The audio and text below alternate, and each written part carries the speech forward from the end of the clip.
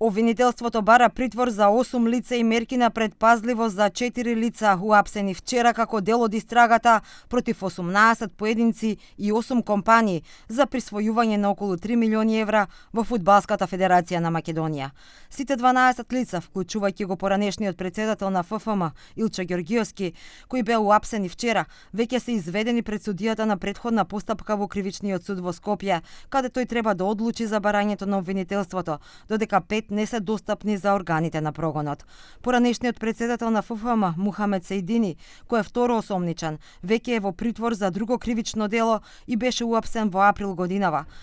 Трето осомничена е Олгица Младеновска во својство на раководител на одделот за финансии и сметководство во ФФМ. Трето осомничените се товарат, односно се осомничени дека се сторители на кривично дело проневера во службата согласно член 354,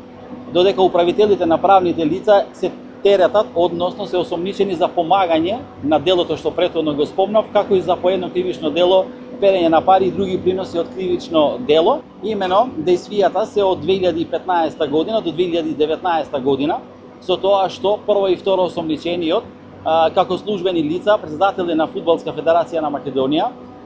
имаат подпишано вкупно 728 платни налози, кои што им биле доставени од страна на трето осомничената за подпис и за реализација, со тоа што преку незаконски уплатени парични средства за услуги кои што никогаш ФФМ не ги добила од правните лица и за стоки кои што никогаш не влегле во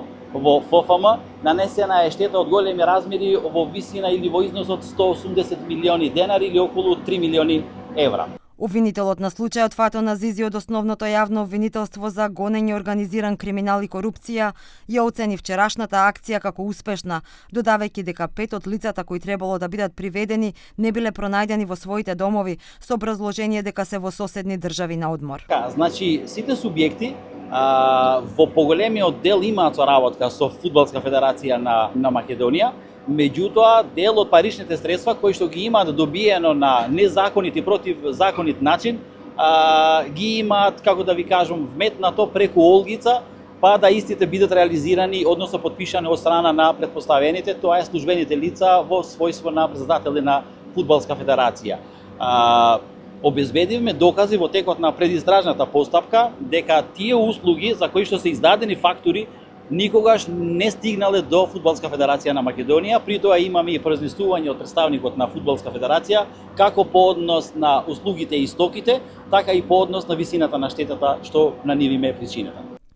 Како резултат на повеќегодишна предистражна постапка за ФФМ, вчера под раководство на јавен обвинител Одојо Гог, во координација со финансиската полиција и Министерството за внатрешни работи, беа извршени претреси во домови, деловни простории и кај поединци на неколку локации во Скопје, каде 12 лица беа лишени од слобода, вклучувајќи го и поранешниот председател на ФФМ Илчо Ѓорѓиевски, додека 5 лица моментално не се достапни. Мухамед Сејдини беше уапсен во април и е во притвор, со сомнение дека сторил кривично дело проневера во службата поврзано со изградбата на трибината на стадионот Билјанин Извори во Охрид. Акцијата е резултат на претходна кривична пријава против 3 лица вработени во ФФМ, менаџери, сопственици и овластени лица на правни лица, како и против самите правни лица, со сомнение за извршување на повеќе кривични дела и присвојување на 2,4 милиони евра.